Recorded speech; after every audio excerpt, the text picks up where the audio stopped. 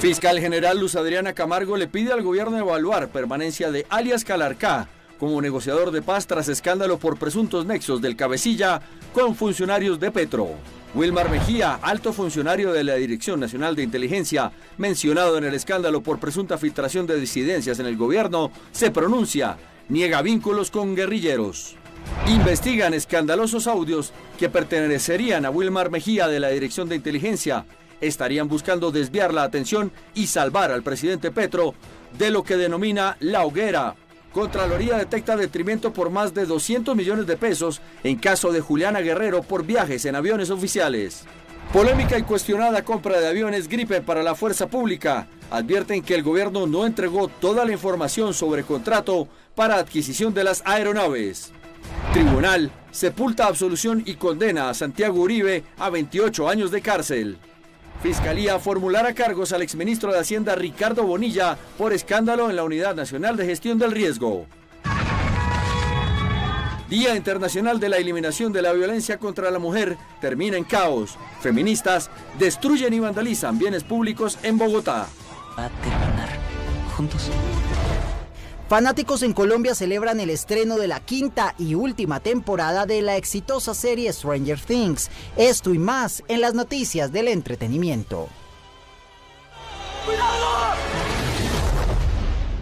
Tras el escándalo nacional por presuntos nexos entre funcionarios del gobierno nacional del presidente Gustavo Petro y las disidencias FARC, hoy la fiscal general de la Nación, Luz Adriana Camargo, pidió evaluar al gobierno nacional la permanencia de alias Calarcá como negociador de paz. La fiscal general le comunicará formalmente a la oficina del Alto Comisionado para la Paz si el jefe de las disidencias de las FARC, alias Calarcá, puede seguir como negociador de paz. Esto tras el escándalo por posibles vínculos con servidores públicos. Nosotros tenemos el deber de informar eso inmediatamente a la oficina del consejero comisionado, como lo haremos, para que ellos en el marco de esas negociaciones tomen las decisiones que haya lugar en términos de esa mesa de diálogos que hoy funciona. La información que yo tengo, ¿cuál es? Que el señor Calarcá ha asistido a todos los ciclos de la negociación, incluso a uno hace muy poco, la semana pasada. La fiscal reveló que en los dispositivos decomisados a alias Calarcá y sus hombres se encontró además información sobre el ataque al helicóptero en el que murió más de una decena de militares en Antioquia este año, así como datos de secuestrados y de explosivistas. Incluso con base en información que se tiene en esos dispositivos, que se consiguieron esos dispositivos, se han encontrado datos muy reveladores de lo que tiene que ver con el atentado contra los policías en el helicóptero en el municipio de Anorí. Y todo esto ha sido gracias a las actividades que ha realizado esta fiscal con su policía judicial, que es la DIGIS. La fiscal general reconoció que la funcionaria que adelanta el caso contra Calarcá omitió información sobre los hallazgos de los dispositivos. Sin embargo, anunció que la funcionaria continúa con sus funciones. Grabaciones de audio atribuidas a Wilmar Mejía revelaron presiones y órdenes directas desde el DNI a miembros de la fuerza pública con el fin de recolectar información sensible y crear cortinas de humo para, según las palabras de Mejía, abro comillas, salvar al presidente de la hoguera tan brava en la que está, cierro comillas. Estos sobornos eran ofrecidos a cambio de ascensos y protección. Ante la ola de cuestionamientos por presuntos nexos entre la fuerza pública y las disidencias, militares en retiro exigen garantías, aseguran que se premian a los cuestionados y castigan a quienes cumplen la ley. No entiendo cómo el ejército permitió que este general infiltrado por décadas, el llamado general de las FARC, sea hoy el director de personal. ¿Qué dice? ¿Quién se va y quién se queda dentro de la institución? Analistas advierten que el presunto uso de la inteligencia estatal sumado a la expansión de los grupos armados tendría como objetivo el control de las próximas elecciones. Un llamado vehemente y urgente a las entidades y a las autoridades electorales a blindar las elecciones del 2026. No es un secreto que el grupo ilegal que hoy se encuentra en este escándalo ha pasado de hacer presencia en 170 municipios a 300 municipios. Advierte que la Fiscalía no puede permitir que la inteligencia del Estado se convierta en un escudo político. Los supuestos vínculos entre las disidencias de alias Calarcá y algunos funcionarios del gobierno de Gustavo Petro y los audios que hoy se conocieron de Wilmar Mejía del DNI ponen en riesgo al ejército, esto según algunos militares en retiro. La polémica se remonta luego de conocerse que oficiales de la policía y ejército habrían expresado su inconformidad ante presuntas irregularidades en los procedimientos de ascenso y retiros, que ahora dependen directamente del DNI y de la Casa de Nariño. Estos audios expuestos por El Tiempo reforzarían la teoría de que Mejía, designado por instrucción directa de la Casa de Nariño, habría movilizado a la entidad en una operación para limpiar el nombre del presidente Gustavo Petro. Falta un visto bueno del presidente para unos nombramientos nuevos que hay, entre esos Polfa, bueno, varios. Por agenda pues el hombre no se ha sentado, pero ya está en el escritorio de él. Entonces digamos que esa ha sido como la premura mía. Con presión, buscaba la entrega de información contra altos oficiales que sirviera de cortina de humo ante escándalos que envolvieran al presidente Gustavo Petro. A cambio, ofrecía promesas de protección y de garantizar el futuro de los oficiales con la advertencia de ser quemados si no cooperaban. La posibilidad de salvar al presidente de la hoguera en la que está tan brava y que usted llegue con algo bueno que pueda desviar la atención. Para desviar la atención, queda usted como un príncipe. Obviamente no puede usted quedar quemado, porque entonces si usted queda quemado, ¿cómo lo salvo yo con el otro gobierno? Según los testigos, estas presiones se ejercían incluso con pruebas de polígrafo. El objetivo era limpiar el nombre del presidente Petro a base de presuntos chantajes. Frente a la polémica, la Dirección Nacional de Inteligencia aseguró que la voz de los audios no corresponden a las del director Wilmar Mejía. Sin embargo, el ministro de Defensa aseguró haber recibido quejas sobre estas presuntas presiones. Wilmar Mejía, quien es el director del Departamento Nacional de Inteligencia de Colombia, afirmó que no se ha reunido con grupos insurgentes y se defendió, esto luego de diferentes señalamientos donde habría nexos entre el gobierno nacional y las disidencias FARC de alias Calarcá. En un comunicado oficial, Mejía rechazó categóricamente los señalamientos de supuestos nexos con disidencias de alias Calarcá y aseguró que no se ha reunido con las disidencias. Quiero ser absolutamente claro, jamás he recibido instrucción del señor presidente de la República, ni del director general de la Dirección Nacional de Inteligencia, ni de autoridad alguna para sostener reuniones con personas al margen de la ley, dentro o fuera del país. Mi función se limita estrictamente a la inteligencia estratégica, no a operaciones clandestinas ni a tareas militares u operativas. Frente a la polémica por los presuntos audios presionando a oficiales de la fuerza pública, pese a que el ministro de Defensa confirmó haber recibido quejas por las presiones, Mejía aseguró que solo buscan difamarlo. Quien actúa conforme a la ley no tiene motivos para temer la verdad. Por su parte, la Dirección Nacional de Inteligencia ha abierto una investigación interna, mientras el país espera la respuesta de la Fiscalía.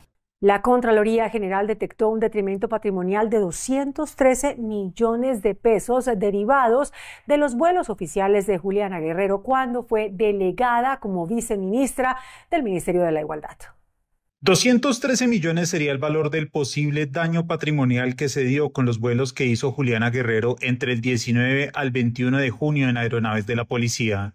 Se obró por fuera de lo previsto en el marco y en la utilización de un convenio que fue suscrito por parte del Ministerio del Interior con el Ministerio de Defensa. Los vuelos solicitados desde el Ministerio del Interior fueron justificados como una visita a la comunidad en Valledupar y Aguachica, acción que no guardaría relación con ninguna misionalidad. Aprovechar esta oportunidad para llamar la atención a todas las entidades frente a que cuando se suscriban convenios, los convenios deben ser dentro del marco de las facultades y propias de lo que eventualmente se haya concebido para el desarrollo de las funciones. La Contraloría inició con el proceso para determinar si emite un fallo de responsabilidad fiscal. Por la polémica compra de aviones Gripen, el Contralor Nacional citó al ministro de la Defensa Nacional, Pedro Sánchez, a una reunión privada.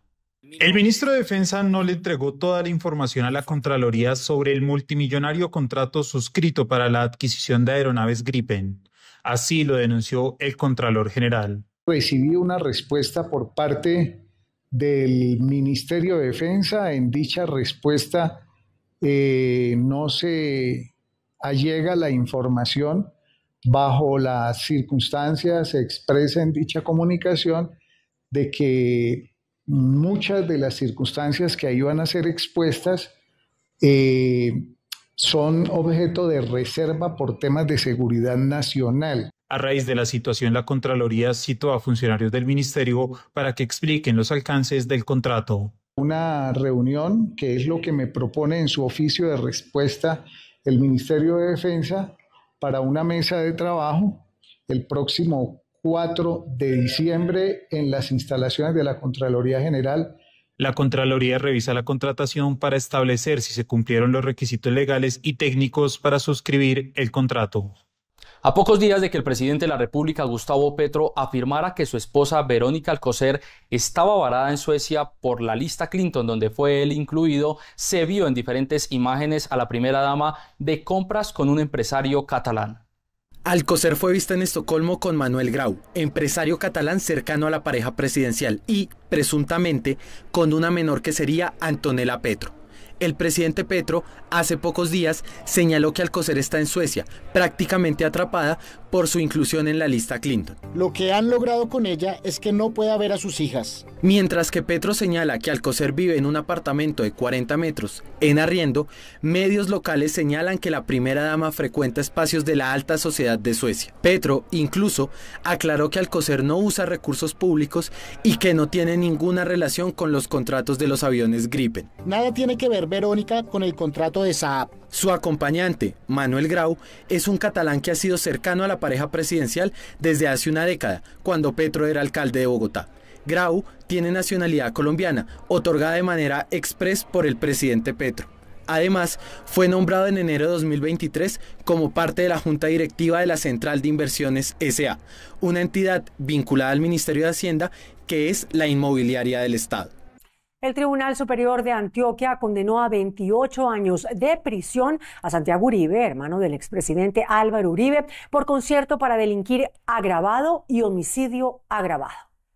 La sentencia del Tribunal Superior de Antioquia condena en segunda instancia a Santiago Uribe, hermano de Álvaro Uribe Vélez, y explica los delitos. Revocar la sentencia absolutoria proferida el 13 de noviembre de 2024 por el juez primero penal del Circuito Especializado de Antioquia en favor de Santiago Uribe Vélez por delitos homicidio agravado y concierto para delinquir agravado. Y confirma la condena, 28 años y 4 meses de prisión.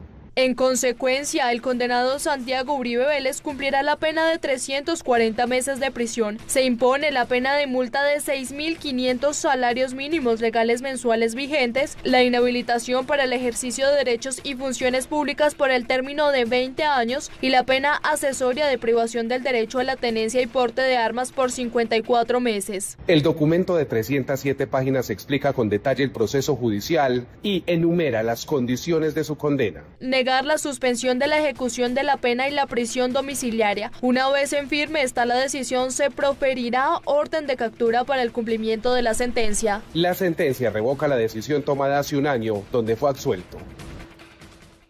Este martes se anunciaron cargos en contra del exministro de Hacienda Ricardo Bonilla, esto por el escándalo de corrupción en la Unidad Nacional para la Gestión del Riesgo de Desastres. El exministro de Hacienda Ricardo Bonilla es el primer integrante del gabinete del presidente Gustavo Petro que fue vinculado formalmente a la investigación por corrupción en la Unidad Nacional de Gestión del Riesgo. El ente acusador recibió varios testimonios que señalan que el exministro habría tenido conocimiento sobre las gestiones de Olmedo López para favorecer a congresistas con millonarios convenios y hasta con sobornos. Se tomó la decisión de hacer una solicitud de imputación que probablemente contra Ricardo Bonilla, que probablemente el día de mañana debe estar radicando la fiscal María Cristina Patiño. La formulación de cargos a Bonilla será por 3 delitos y se programará en los próximos días. Tras las denuncias de los vínculos de las disidencias de las FARC de alias Calarcá y funcionarios del gobierno nacional, siguen las denuncias contra la fiscal general Luz Adriana Camargo. Las revelaciones de los archivos de alias Calarcá siguen generando reacciones. Esta vez ante la Comisión de Acusación de la Cámara de Representantes, un ciudadano radicó una denuncia contra la fiscal Luz Adriana Camargo. Piden que sea apartada del cargo, tras conocerse que aparentemente la Fiscalía no habría investigado la información obtenida de Calarcá, pese a tenerla hace un año. Solicitándoles de que la aparten del cargo por los hechos revelados en los archivos de alias Calarcá. Es inaudito que ella, presuntamente teniendo la información por más de un año, no haya empezado investigación alguna contra la vicepresidente Francia Márquez y contra los altos funcionarios del gobierno que tuvieron nexos posiblemente con este grupo criminal. La justicia no puede seguir siendo un tapadero de criminales. Solicitan que se respete la democracia y el orden y que además se adopten medidas institucionales preventivas para garantizar la independencia de la investigación. Entre tanto, la fiscal general de la Nación, Luz Adriana Camargo, fue denunciada por omisión y prevaricato. Blanca Inés Durán, exdirectora del IDRD, denunció a la fiscal general Luz Adriana Camargo por presunta omisión y prevaricato, señalándola de no avanzar en 41 denuncias de violencia sexual en el deporte. Según Durán, hubo pérdida de expedientes, archivos injustificados y una evidente falta de diligencia en las investigaciones. A la fecha, ninguna de las denuncias ha llegado a sentencia condenatoria y en varios casos no se ha celebrado siquiera audiencia de imputación, a pesar de haber transcurrido más de 3 años desde la interposición de las denuncias. Uno de los casos más dolorosos del grupo de los 8 que tiene en su poder la Fiscalía es el de Mariana Parra, nombre cambiado para proteger su identidad. Una ciclista menor de edad que habría sufrido abuso sexual por parte de su entrenador en el velódromo de El Salitre en 2023. A pesar de una denuncia y la confirmación del acceso carnal violento por medicina legal, el presunto agresor fue liberado debido a que su defensa argumentó que no fue capturado en flagrancia. En el Congreso Nacional fue presentado por algunos senadores la ponencia de archivo del proyecto del gobierno que espera mantener el Ministerio de la Igualdad después de 2026. A todos. La precandidata presidencial y senadora Paloma Valencia junto al senador Germán Blanco radicaron ponencia de archivo para el proyecto de ley que busca darle vida nuevamente al Ministerio de la Igualdad. Insisten en que esta cartera no ejecuta y que además a través de ella estarían buscando adelantar contrataciones sin licitaciones. Este es el afán del gobierno por revivir mini igualdad, poder contratar 1.9 billones por derecho privado sin licitación, sin cumplir la ley 80, sin que nadie sepa a quién vinculan, por qué valor y con qué motivo. Dinero listo para gastar como quieran en las elecciones de 2026, sin ley de garantías y sin publicar la información en el SECOP. La congresista señala que no tiene sentido cubrir una nómina tan costosa.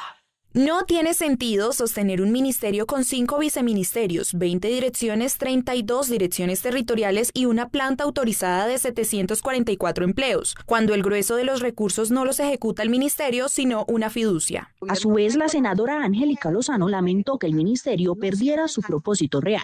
Es una tristeza la pérdida de oportunidad de hacer un Ministerio de la Igualdad en un país tan desigual, tan injusto. Necesitamos equiparar, equilibrar tantas cargas y el ministerio en cambio lo convirtieron en un fortín burocrático lleno de puestos, 5 viceministerios, nula mínima ejecución. Para el próximo año el Ministerio de la Igualdad dejaría de existir luego de que la Corte Constitucional declarara inexequible la ley que lo creó tras no contar con análisis de impacto fiscal durante su discusión. El precandidato presidencial David Luna completó las firmas para hacer oficial su candidatura para la presidencia del año 2026. Este martes 25 de noviembre, el precandidato presidencial David Luna entregó 1.300.000 firmas verificadas para avanzar en la inscripción oficial de su candidatura. Con este paso inicia el proceso formal ante el Estado para validar que cumpla con los requisitos, documentos y obligaciones necesarios para competir en las próximas elecciones. A la fecha se han registrado 69 comités inscriptores de candidaturas presidenciales respaldadas por firmas. Hoy es el día más importante de mi vida pública, de 30 años de servicio, no porque estemos entregando unas firmas, sino por lo que las firmas significan. Cabe destacar que el mecanismo de recolección de firmas amplía la posibilidad de que aspirantes sin un aval tradicional participen, lo que puede diversificar el espectro de candidatos. Según una denuncia presentada ante el Consejo Nacional Electoral, el concejal bogotano Daniel Briceño podría quedar inhabilitado para las elecciones de 2026. El concejal de Bogotá, Daniel Briceño, no podría encabezar la lista del Centro Democrático a la Cámara de Representantes por la capital, según una denuncia presentada por el abogado Óscar Benavides ante el Consejo Nacional Electoral. Esa jugadita de inscribir candidatos inhabilitados, esperando resolver después en los tribunales, ya no puede seguir pasando. Briceño reaccionó en sus redes sociales asegurando que el abogado está desinformado y recordando que concejales y diputados solo deben renunciar a su cargo antes de la inscripción oficial. Y como yo no he realizado la inscripción todavía a mi candidatura al Congreso de la República, pues todavía no debo renunciar. Eso sí, antes de inscribirme voy a renunciar cumpliendo lo que dice la ley. La oficialización de la candidatura de Briceño llega en medio de tensiones internas dentro del Centro Democrático. En el Día Internacional de la Eliminación de la Violencia contra la Mujer se presentaron diferentes desmanes y disturbios protagonizados por mujeres feministas en la capital del país. La movilidad en Bogotá quedó completamente paralizada, afectando a más de 90.000 usuarios en medio de un grave panorama de vandalismo tras las manifestaciones por el Día Internacional de la Eliminación de la Violencia contra la Mujer. Entre los daños reportados se encuentra la estación de memoria histórica, junto con un paradero y un bus del SITP que fueron también vandalizados. La situación generó un colapso en la movilidad con trancones prolongados y cientos de personas obligadas a continuar sus trayectos a pie. Aparte de que tenemos problemas con lo de las obras, también con lo de las manifestaciones. Entonces, obras y manifestaciones, la movilidad malísima acá en la ciudad. Un trayecto de 20 minutos se convierte en una hora y 20. Entonces sí se ve uno pues muy afectado. El balance de la jornada también incluyó varias fachadas de edificios ubicados sobre la avenida Calle 26 completamente grafiteados. En contraste a este panorama, en horas de la tarde se llevaron a cabo diferentes plantones pacíficos. Se reveló que 12.800 mujeres han sido víctimas de violencia sexual en 2025. La capital del país vivió una jornada de movilización social este martes cuando cientos de mujeres y colectivos feministas salieron a las calles en conmemoración del Día Internacional de la Eliminación de la Violencia contra la Mujer. Estamos acá porque queremos hacer un llamado para el reconocimiento de la realidad de las violencias de género que suceden facilitadas por la tecnología. Son reales y los impactos son reales en las vidas de mujeres. Desde el 2018 hasta la fecha, más de 30.000 mujeres, 39.860 mujeres y disidencias de género han sido desaparecidas y la respuesta es una institucionalidad deficiente que no ha avanzado los procesos ni de denuncia ni de búsqueda efectiva. A esta jornada se une la reciente publicación de la Defensoría del Pueblo donde se revela un preocupante aumento de las agresiones y delitos que afectan a las mujeres, niñas y adolescentes en el país. Según el informe con corte al 31 de octubre de 2025, se han registrado 12.818 casos de delitos sexuales, 12.147 casos de violencia intrafamiliar, así como 109 feminicidios y 266 tentativas de feminicidio, además de 158 casos de trata de personas. Hoy, 25 de noviembre, es el Día Internacional de la Eliminación de la Violencia contra la Mujer y lamentablemente en Colombia para 2025 el país ha superado la cifra que ya tenía marcada para el año anterior. La violencia contra la mujer es una crisis constante en Colombia. En promedio, 297 mujeres sufren algún tipo de violencia diariamente en el país. Hasta el 6 de octubre de este año se reportaron más de 109.781 casos al CIVIJE y el 75.7% de esas víctimas son mujeres. Ya se ha superado el total de casos registrados en todo el año pasado. La violencia más extrema cobra vidas en el departamento norte de Santander. Reporta 59 feminicidios a corte de octubre de 2025, ubicándose entre las regiones del país con mayor número de casos. Pero la agresión no es solo letal. En Cúcuta el CIVIJE registra 1.076 casos hasta octubre. El desglose es preocupante. 576 son de violencia física, 268 corresponden a agresión sexual y 106 a la violencia psicológica. Por eso salimos a las calles a preguntarle a las mujeres cucuteñas si han vivido algún tipo de violencia y eso fue lo que nos dijeron. Sí, violencia sexual, violencia simbólica, violencia racial. Sí, en mi trabajo pues he recibido insultos, groserías. Muchas veces no nos damos cuenta que estamos siendo violentadas y es necesario que estudiemos todos los tipos de violencia que existen para poder percatarnos que de verdad estamos siendo violentadas. De esta manera, las cifras no mienten. La violencia sexual sigue siendo la que más afecta a la población femenina, especialmente a víctimas de 12 a 28 años. En la ciudad de Bogotá se llevó a cabo un importante foro donde se resaltó la importancia de la mujer en diferentes cargos directivos. Según cifras presentadas, más de 220 hacen parte de importantes empresas. Este martes se llevó a cabo el foro Club 30 Colombia ¿Cómo vamos?, un encuentro que reunió a líderes empresariales, académicos y expertos para evaluar los avances y retos del país en materia de equidad de género. Esta iniciativa nace en el 2018. Iniciamos con un 15% de participación de mujeres en juntas y nos sentimos muy orgullosos de que en este 2025 estamos logrando el 25.6% de participación. El 25% de los puestos de junta directiva en las empresas listadas en bolsa lo ocupan mujeres, pero el 32% de las 1.200 empresas afiliadas en la ANDI, las que tienen junta directiva, lo ocupan mujeres. Yo creo que eso va andando a buen ritmo. Lo que tenemos es que convertir esto en hábito. Uno de los puntos centrales del debate fue la posibilidad de que Colombia avance hacia una ley de cuotas para el sector privado. Bienvenida a esa propuesta en Colombia. El todo es que sea construida con el sector privado, que no lo sientan como un intervencionismo en sus asuntos. Durante la jornada, los expertos destacaron que múltiples investigaciones confirman que las empresas con equipos diversos y equilibrados superan en desempeño a aquellas con menor diversidad. La empresa Soya, líder en la producción de alimentos para animales, fue nominada en 2 categorías en el premio Vitex Grand Prix Colombia 2025. Soya, una empresa colombiana líder en nutrición animal, fue reconocida en el Vitex Grand Prix Colombia 2025, uno de los eventos más importantes del comercio digital en el país. La compañía destacó entre los principales actores del sector, gracias a su apuesta por la innovación tecnológica y la optimización de sus procesos digitales, elementos que le han permitido fortalecer su relación con clientes y aliados. La compañía obtuvo nominaciones en 2 categorías destacadas, Innovador del Año y Mejor Performance B2B. Finalmente se llevó el premio en esta última categoría, compitiendo con importantes actores del sector. Según sus voceros, este reconocimiento responde al trabajo conjunto de sus equipos, a una visión enfocada en la transformación digital y a su apuesta por mejorar la experiencia de usuario. Además, resaltaron el desarrollo de soluciones tecnológicas que han impulsado su crecimiento y fortalecimiento en el mercado.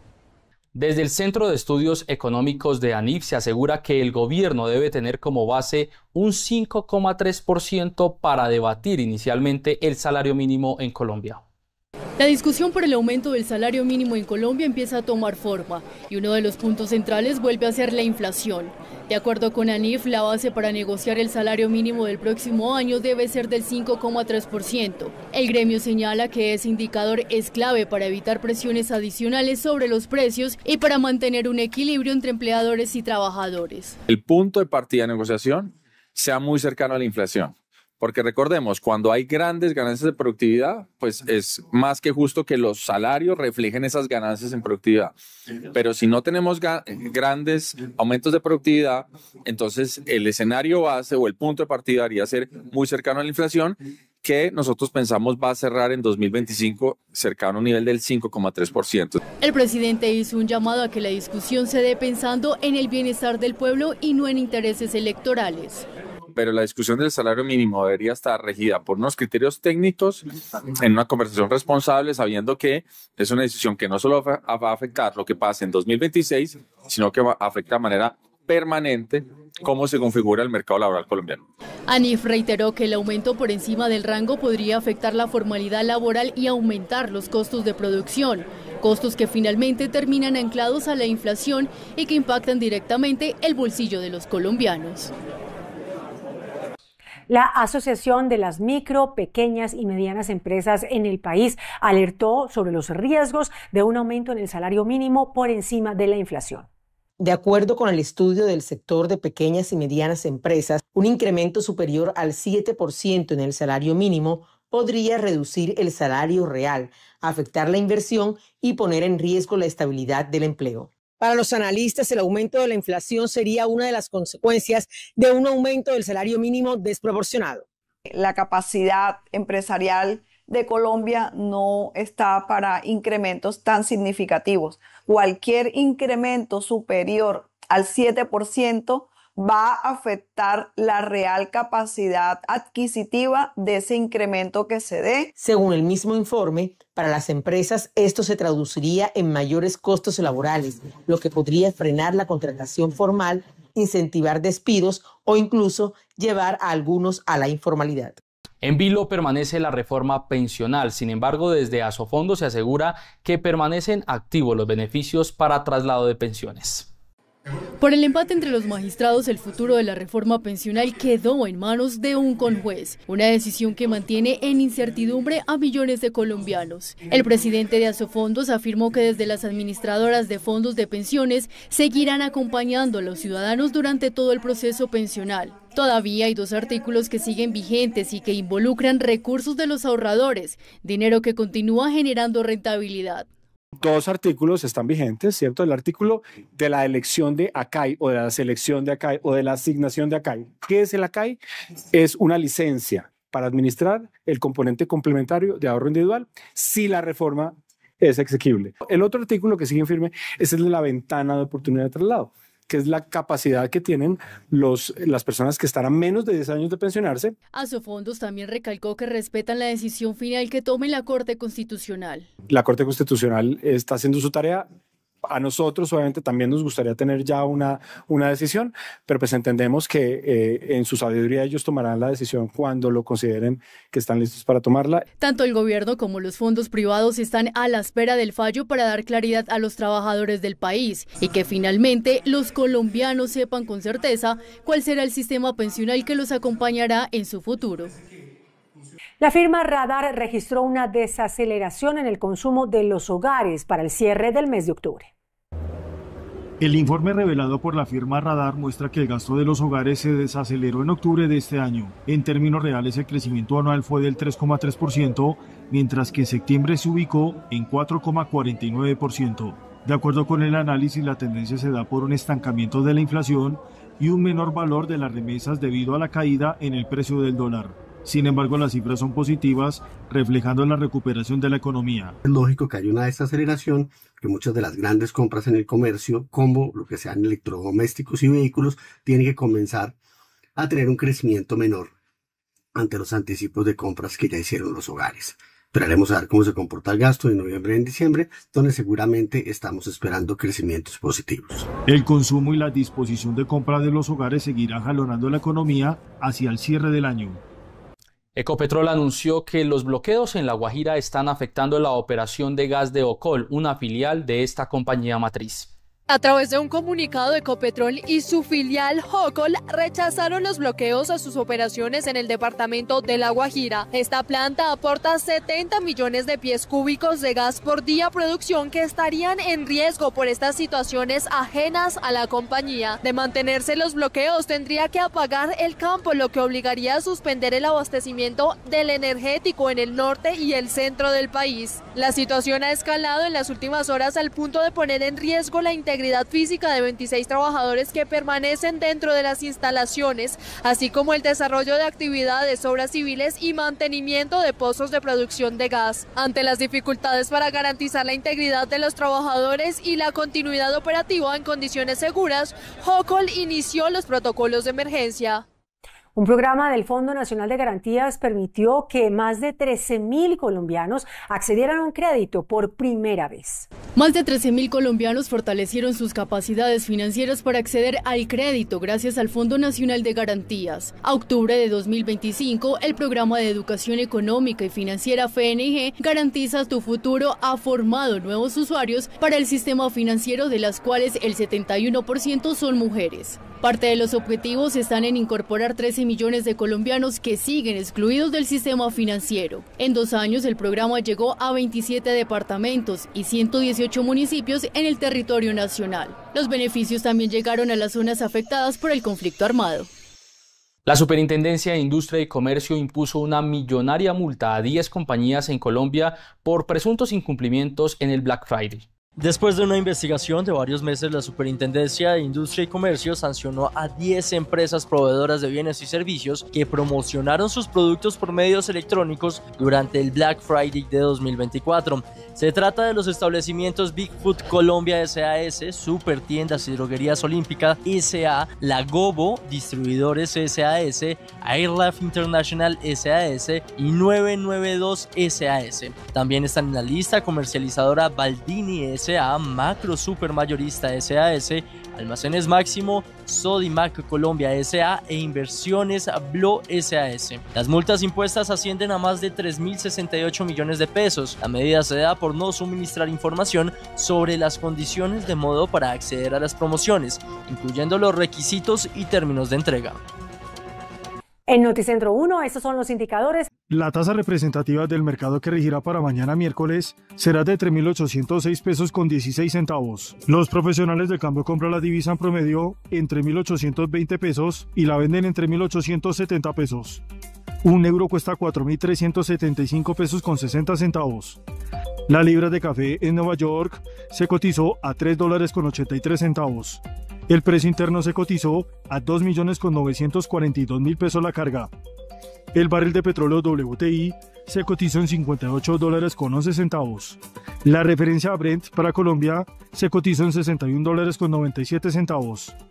El índice de capitalización de la Bolsa de Valores de Colombia subió 1,73% a 2.034 puntos. La noticia saludable del día. Esa postura que adaptamos al mirar el celular o el computador estaría causando un daño inimaginable en nuestra columna cervical. Tenemos un cansancio visual porque estamos haciendo un trabajo visual cercano. Y con el tiempo, ¿qué hacemos? Hacemos una avanza de la cabeza y esta posición hace que el centro de la gravedad de la cabeza se vaya para adelante. Esto aumenta la carga en toda la columna cervical. Conozca cómo prevenirla y corregirla. Si podemos poner un apoyo, se lo ponemos y buscar que no haya ni adelantamiento de los hombros ni flexión tan adelantada de la cabeza, porque esto aumenta casi que en un 30-50% el trabajo de todas las estructuras cervicales. El cambio de postura y el cuidado de los ojos son vitales para evitar el dolor crónico. La movida de poder nos lleva a una maratón de contratos a medianoche. Era 7 de noviembre, a pocas horas de que entrara en vigencia la Ley de Garantías, que prohíbe firmar convenios con regiones antes de las elecciones. En el Ministerio del Interior, en cabeza de Armando Benedetti, estaban firmando convenios a toda velocidad. Era el sprint final de una maratón de varias semanas en las que se aprobaron y firmaron más de 80 convenios. La silla los revisó todos, en total fueron 480.000 millones de pesos, casi medio billón. Con eso le pueden dar 1 millón de pesos a todos los habitantes de Ibagué. Se giraron a través del Fonsecon. Este Fondo para la Seguridad Ciudadana lo maneja el viceministro de Benedetti, Jaime Verdugo, hombre de entera cercanía al consentido contratista Euclides Torres. La plata va para cámaras de vigilancia, coliseos, estaciones de policía y edificios municipales. Entre septiembre y la primera semana de noviembre, el Fonsecon hizo comités a toda máquina para sacar proyectos en fechas que coincidieron, por ejemplo, con la consulta del Pacto Histórico. El libreto no es nuevo. El Fonsecon ha sido usado por gobiernos anteriores para premiar aliados con obras en sus territorios. Un gana-gana clásico. El gobierno pone la plata y los gobernantes locales ejecutan obras que los congresistas muestran como gestión.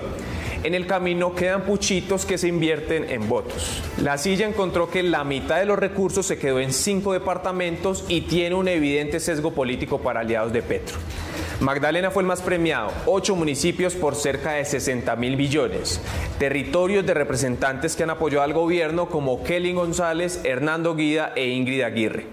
Allí hubo movimientos curiosos. Al municipio de Santa Ana, que estaba vetado por un convenio fallido de 2016, se le levantó el bloqueo justo el mismo 7 de noviembre. Recibió 11.000 millones para cámaras.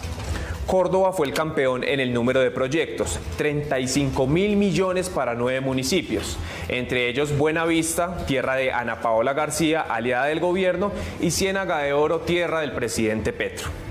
Boyacá, tierra de Carlos Amaya, sumó unos 32.000 millones y Atlántico, departamento de Verdugo y de Benedetti, se llevó 65.000 millones. Benedetti ha dicho en su círculo que le gustaría buscar la alcaldía de Barranquilla y estas inversiones le ayudarían a aplanar el camino. Pero tanta velocidad dejó ruido. Municipios vetados terminaron beneficiados y el ministerio avaló anticipos de hasta el 60% sin avances previos. Benedetti dice que todo fue con criterio técnico. Verdugo reconoce la maratón, pero asegura que solo completó su equipo en abril y la plata llegó tarde.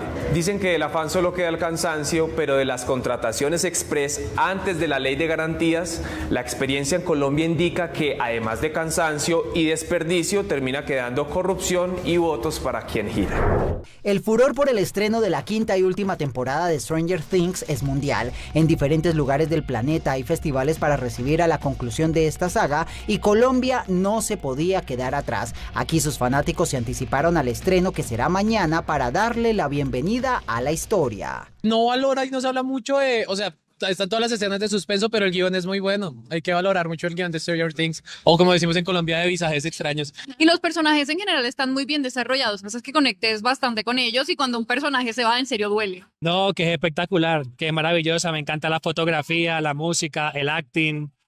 De verdad que no hay pérdida ahí en la serie. Camera set. Y es que en 9 años esta serie cambió la forma de hacer ciencia ficción en la pantalla chica, utilizando lo último en tecnología audiovisual para contar una historia que millones han seguido hasta ahora.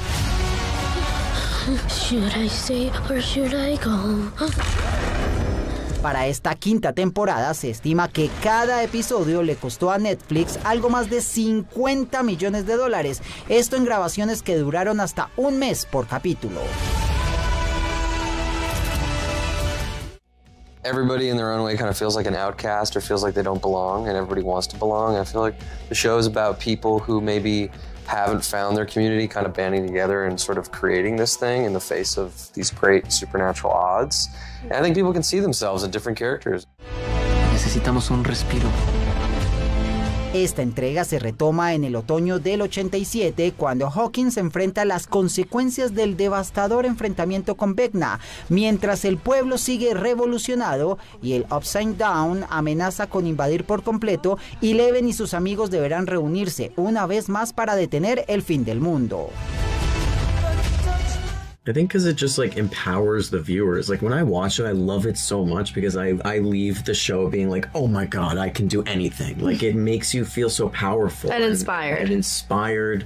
And you feel like a part of something. The friendship is the main theme of the show, and that's like the most beautiful thing about life and nostalgia and childhood.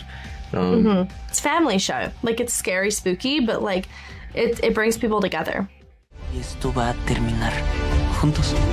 Serán 8 episodios distribuidos en 3 entregas. La primera mañana, 26 de noviembre, la siguiente el 25 de diciembre y el gran final el próximo 31 de diciembre. Mientras en muchos lugares del mundo comienzan a celebrar la llegada de Papá Noel, en algunas naciones de Europa todo está listo para los tradicionales desfiles de Krampus, un demonio que hace parte de la mitología local y que en su mayoría está relacionado como la antítesis del tradicional personaje bonachón, también conocido como San Nicolás. En Austria, Alemania, Suiza, Hungría, Eslovenia, entre otras naciones, cientos de personas dan rienda suelta a su creatividad e imaginación para representar lo mejor posible al demonio, esto en concurridas caminatas acompañadas por música tradicional. Regresa al Movistar Arena de Bogotá uno de los espectáculos internacionales más impactantes del entretenimiento familiar, el Monster Truck. La puesta en escena presenta camiones gigantes capaces de realizar saltos de varios metros, aplastar vehículos y superar obstáculos diseñados para demostrar toda su potencia. Show de Monster Truck, esas camionetas gigantes con 1500 caballos de fuerza, peso de 5 toneladas, unas camionetas gigantes de 5 metros de alto, junto a grandes exponentes del freestyle motocross como Iván Ospina, también pilotos nacionales, internacionales, bicicletas también haciendo muchísimas acrobacias en el aire, show de stunt, muchísimas actividades también para los niños. Cada presentación está estructurada para mostrar habilidades avanzadas, saltos a gran altura y acrobacias que mantienen al público al borde del asiento. Lo más atractivo para este show precisamente es la destrucción de los autos que normalmente vemos en la calle, entonces vamos a aplastar todos esos carros, vamos a hacer 10 carros, vamos a verlos aplastados completamente. Están viendo unas camionetas de, Godzilla, que son las camionetas que va a estar participando dentro de este gran espectáculo que tiene 1500 caballos de fuerza. Dragona también, otra Monster Truck de un Jeep CJ12 de 1300 caballos de fuerza, camionetas obviamente pues hechas para este tipo de espectáculos. Con más de 30 autos en el escenario, Monster Truck promete ser uno de los shows más completos del año en Bogotá, ofreciendo una experiencia única que reúne velocidad, fuerza y exhibiciones de alto impacto.